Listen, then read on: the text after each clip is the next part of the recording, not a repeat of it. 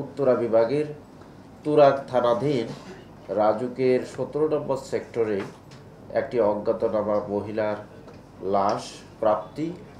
এই লাশ সংক্রান্তে আমাদের একটি হত্যা মামলা রুজু। এটি একটি ক্লুলেস হত্যার ঘটনা। এই ঘটনার মূল রহস্য উদ্ঘাটন এবং আসামিদের গ্রেপ্তার প্রসঙ্গে গত 18 সেপ্টেম্বর 2025 সকাল 10টা থেকে 11:30টার দিকে আমরা জানতে পারি, সংবাদ পাই যে তুরাগ থানাধীন 17 নম্বর সেক্টরে 1 নম্বর রোড জি ব্লক, ওখানে খেলার মাঠের পাশে কাশবনের মধ্যে একজন অজ্ঞাতনামা মহিলা লাশ পাওয়া গেছে। ইমিডিয়েটলি সংবাদটা জানতে পেরে আমি থানাকে সেখানে দ্রুত মুভ করতে পারি। সেখানে থানার ওসির নেতৃত্বে একটি টিম সাথে সাথেই চলে যায়। পাশাপাশি সেখানে আমাদের এসি সাদ্দাম হোসেন, যিনি উত্তরা জোনের এসি, এবং পরবর্তীতে আমি সহ আমরা ঊর্ধ্বতন অফিসার যারা ওখানে রয়েছে সকলেই যাই, ঘটনাস্থল পরিদর্শন করি। এই লাশে একজন মহিলার লাশ। অনুমান আমাদের কাছে মনে হয়েছিল তখন বয়স হবে 35 থেকে 37। এই লাশের আমরা ছবি সংগ্রহ করে আমরা সুরুথাল করে লাশটিকে আমরা সোহরাওয়ার্দী হসপিটালে ময়না তদন্তের জন্য প্রেরণ করি। এবং এই লাশটি যাতে শনাক্ত হয় তার জন্য আমরা ঢাকা মেট্রোপলিটন পুলিশের 50টি থানা সহ আমাদের নেইবারিং যে সমস্ত ডিস্ট্রিক্ট রয়েছে সকল ডিস্ট্রিক্টের থানাগুলোতে আমরা ছবি সহ আমরা সংবাদ মেসেজ দেই যে এই ধরনের কোনো মহিলার মিসিং আছে কিনা, এই মিসিং সংক্রান্তে কোনো জিডি আছে কিনা।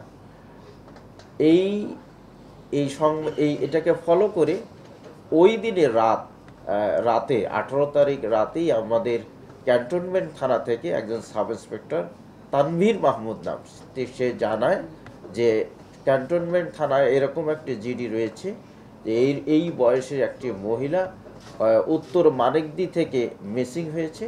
তার জিডি নাম্বার হচ্ছে 932। জিডিটি রুজু হয়েছে 15/9/2025 খ্রিস্টাব্দ তারিখে।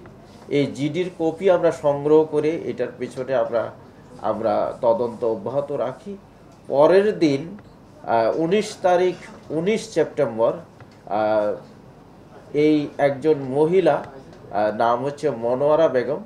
আমরা পরে জানতে পেরেছি যে এই মনোয়ারা বেগম হচ্ছে ভিকটিমের মা।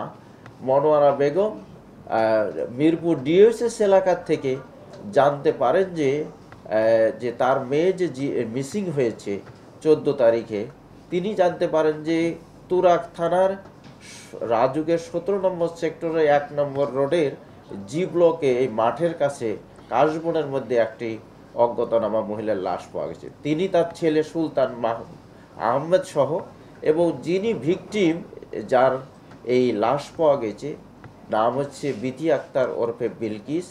তার ছেলে, 2 ছেলের মা তিনি। বড় ছেলের নাম হচ্ছে যে সাকিবুল হোসেন ওরফে তানজিল, তার বয়স হবে 18, 10ম শ্রেণীর ছাত্র, বিএফ শাহিন কলেজে পড়ে। আর একটি 7 বছরের ছেলে রয়েছে।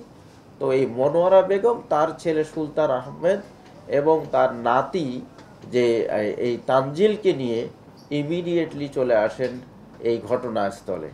এই যে 17 নম্বর সেক্টরে এসে তখন তো ওখানে কিছু নেই। আগের দিন আমরা লাশ পাঠিয়ে দিয়েছি সোহরাওয়ার্দী হসপিটাল। তিনি থানায় চলে যান।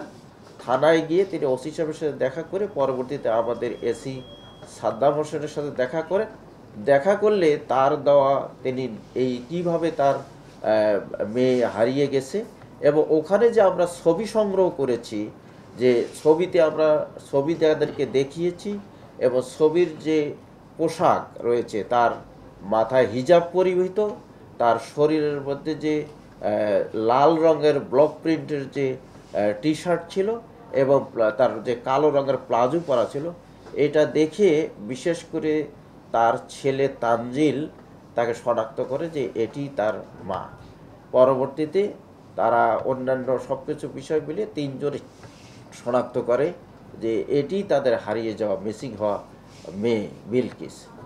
পরবর্তীতে আমরা আরও এই বিষয়ে তাদেরকে নানা জিজ্ঞাসাবাদ করে পরের দিন আমরা যে তার মা একটা তথ্য আমাদেরকে দেয় যে 14 তারিখ সন্ধ্যা 7টার দিকে তিনি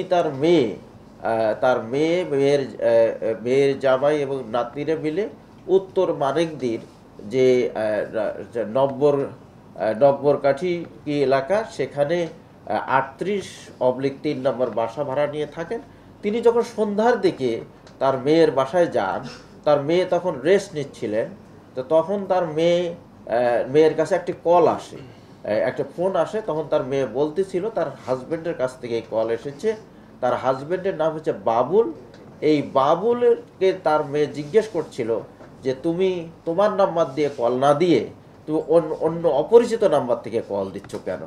তখন তার যে মেয়ের হাজব্যান্ড, এই মনোয়ারা বেগমের যে জামাই বাবুল, বলতেছিল তার মেয়েকে যে আমার মোবাইলের চার্জ শেষ হয়ে গেছে, সেজন্য আমি আমার এক বন্ধুর নাম্বার থেকে, আমার এক পরিচিত লোকের নাম্বার থেকে আমি কল দিয়েছি। এবং এই কল দিয়ে তাকে ডাকে যে তুমি ইসিবি চত্বর এলাকায় চলে আসো, আমরা একটা টাকা ধার করতে হবো, লাভের উপরে লোন নেব টাকা, তুমি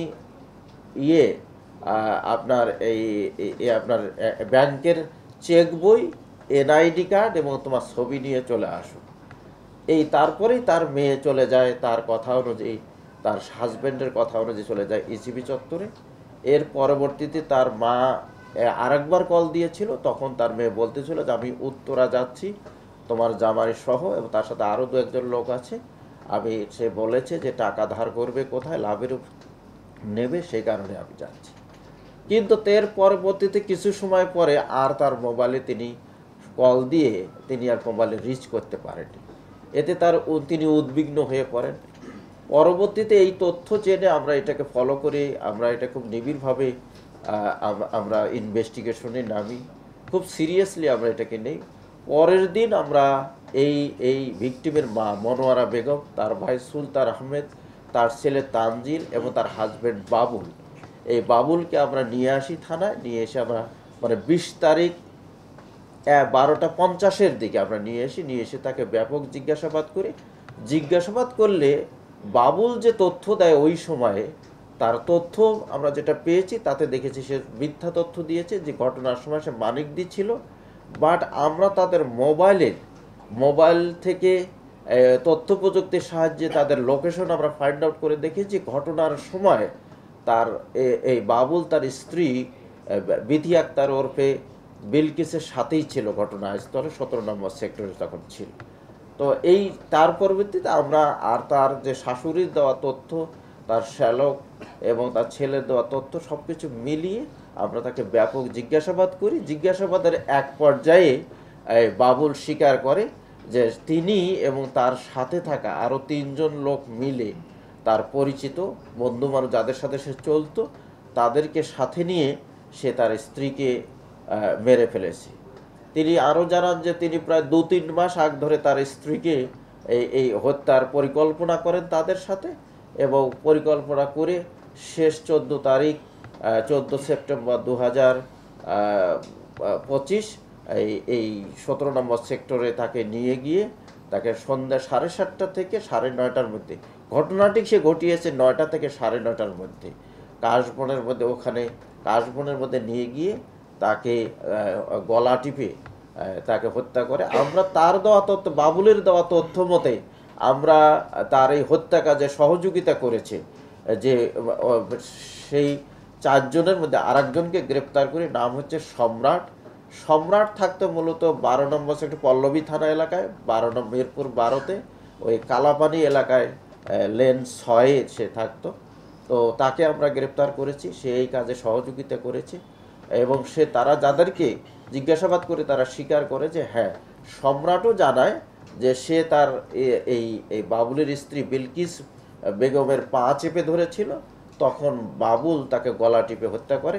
এ কাজে আরও 2 জন সহযোগিতা করেছে, একজন পাশে ছিল, আর একজন ওই সময় হত্যার সময় ছিল। আমরা তদন্তের স্বার্থে বাকি 2 জনের নাম প্রকাশ করছি না। আমাদের অপারেশন অব্যাহত রয়েছে। আমরা আশা করি খুব দ্রুত বাকি 2 জনকেও আমরা গ্রেফতার করতে পারব। তো এটি একটি মর্মান্তিক হত্যাকাণ্ড এবং একেবারে ক্লুলেস ছিল।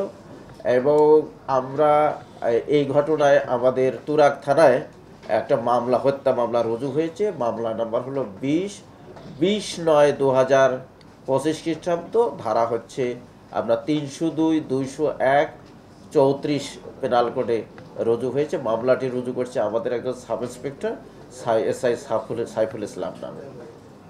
তো আমরা এই খুব দ্রুততম প্রায় 24 ঘন্টার মধ্যেই এইরকম একটি ক্লুলেস হত্যাকাণ্ডের আমরা রহস্য উন্মোচন করেছি, আসামিদের গ্রেপ্তার করেছি এবং অন্যান্য আলামত জব্দ করেছি। আমরা মনে করি এটি আমাদের উত্তরা বিভাগের প্রত্যেকটি বড় বড় অপরাধের কাজে আমাদের একটা টিম হিসেবে কাজ করি। আমার নেতৃত্বে টিমটি চলে এবং আমি প্রত্যেকটা ঘটনায় আমরা সকলে থানার অফিসারদের সহ, এসিদের সহ, এডিসি সহ আমরা একত্রিত টিম ওয়ার্ক হিসেবে নিরলসভাবে কাজ করি। এবং এখানেও তাই হয়েছে। আমরা 2 দিন যখন লাস্টে পাওয়ার পর থেকে আমরা কোনো ধরনের স্পেস দেইনি, একদম টানা আমরা থানায় বসা ছিলাম, থানায় খেয়েছি, থানায় ঘুমিয়েছি, থেকে আমরা উদ্ধার করেছি। এবং একে যে আমাদের এসি সাদ্দাম খুব বড় কাজ করেছে, টেকনোলজিক্যাল কাজগুলো সে বেশি করেছে, আমাদের ওসি এবং সাব ইন্সপেক্টররা কাজ করেছে। আমি সেখানে অলওয়েজ সেখানে শুরু থেকে শেষ পর্যন্ত ছিলাম, গাইড করেছি যাতে কোনো ধরনের এই ঘটনাটা এখন লুজ দিলে বা কোনো ধরনের সময় নিলে হয়তো এই হত্যাকাণ্ডটি উন্মোচন, রহস্য উন্মোচন করতে আমাদের জন্য কঠিন হবে। আমরা আমরা আমরা এটি একটি বড় সাফল্য বলে আমরা মনে করছি।